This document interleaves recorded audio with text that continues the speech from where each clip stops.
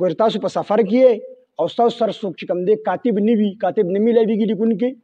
یا تاسو سره کاتب ملاویږي خو د کتابت چې کوم سامان دی، قلم وغیره نشته دی، پین نشته دی، کاپي وغیره نشته دی، نو په هغه صورت کې خیر کو تاسو یو بل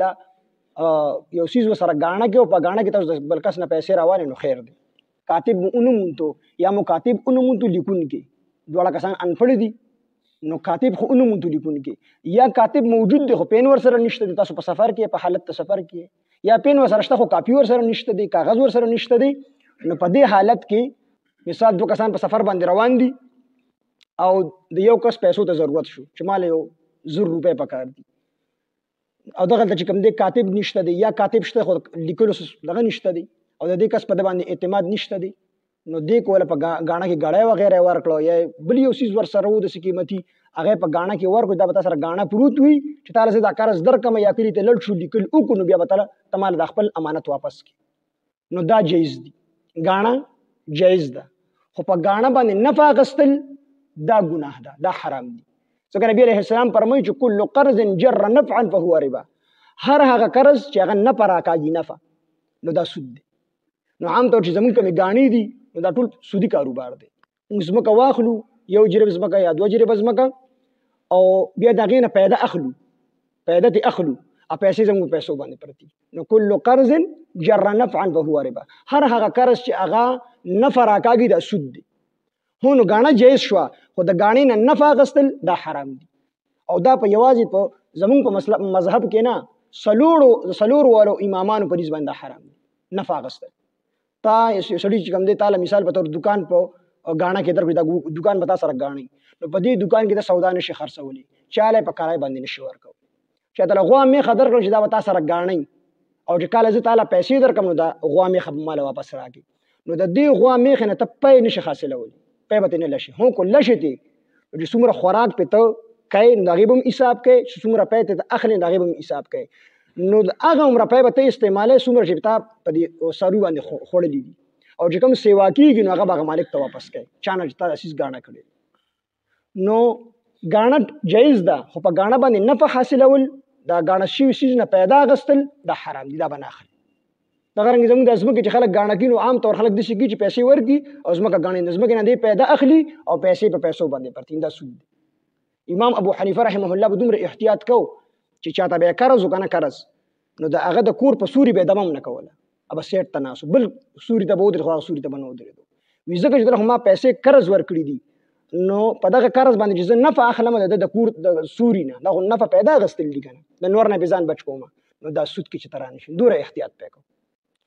نو غاڼه حلاله ده خو په غاڼه باندې نفع اخیستل دا حرام دي.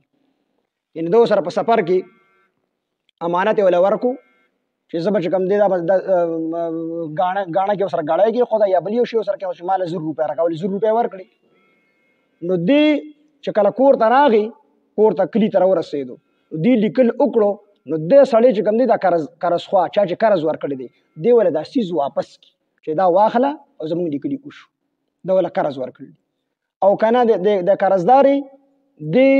چې کوم دی دا کم قرض یې اخیستی دی دا قرض خو ده په اعتبار وکړو او یو سیز د غاڼه کې وانه غستو نه ورسره لیکل وکړو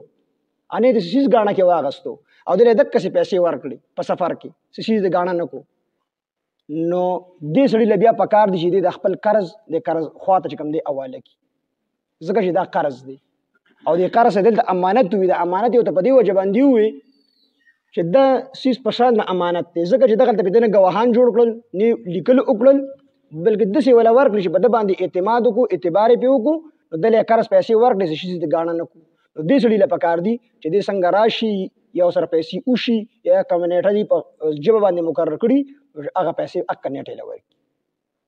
او که نه سیز د غاڼه کړي نو دې د وله غاڼه سیز بیا وروستو ورکړي. نو قرض دا وي د صدقې نه حدیث پاک کې راځي چې دا قرض نه دی، قرض چې چاله د 1 روپۍ ورکړل نو 1 په 80 د الله پاک دغه ثواب درکړي، او صدقې په عامو حالاتو کې ثواب دا 1 په 10 باندې دی. نو علماوي محققین علما هغې وي دا ولې ځکه دا قرض چا چې قرض ورکړی دی خو به یې واپس غواړي مو او صدقه دې بل کړې ده نو دې واپس غواړي هم نه، بیا هم د صدقې والا ته 1 په 10 ثواب میلاویږي، او چا چې قرض ورکړی دی ته 1 په 80 دا ولې وي دا ځکه چې دا صدقې والا صدقه ورکوي که نه نو دا چاله چې ورکوي دغه ټایم کې دې دومره مجبوره نه دی یوه، او دویمه دا چې دې صدقه ورکوي نو صرف د ځان غم دی ورشي زه جنت ته داخل شم مال الله ثواب راکړي. او دا کم قرضخوا کم سړی چې قرض چاله ورکوي نو دی خو یو د دې بل مجبورۍ ته ګوري چې دا سړی ډېر مجبوره دی یو دا او دویمه دا چې سره د دې بل کس غم دی چې دی چې کم دی خراب نشي رانه.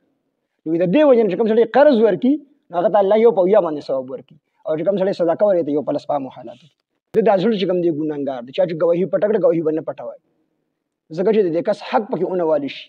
نو ګواهي به پټای نه او چا چې ګواهي پټه کړه دا ګواهي پټول حرام دی بلکې ګواهي به کوي او چا پټه کړه ومن یکتمها او چا چې پټه کړه دا ګواهي نو فانه آثم نو بشکا ګناهګار دی قلبه زړه د دې سړي سید ازله ګناهګار ځکه دا ګناه اثر د پسله باندې کی حدیث کې راځي چې سړی یو ګناو کې پسله باندې تور ټاکه ولګي دویمو کې بل په ولګي کو توبه وبس غروان شي او کو توبه اون باسي نو یو ټاکه په لګي د ګناه سره اخره کې زړه تک تور شي نو بیا د ته ګناه کول اډو ګناه ښکاری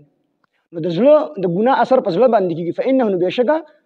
آثم قلبه نو ګناهګار دی زړه د دې سړي بفعل کبیر په غټ ګناه سره والله الله تعالی بما په حساب باندې تعملون چې تاسو کوی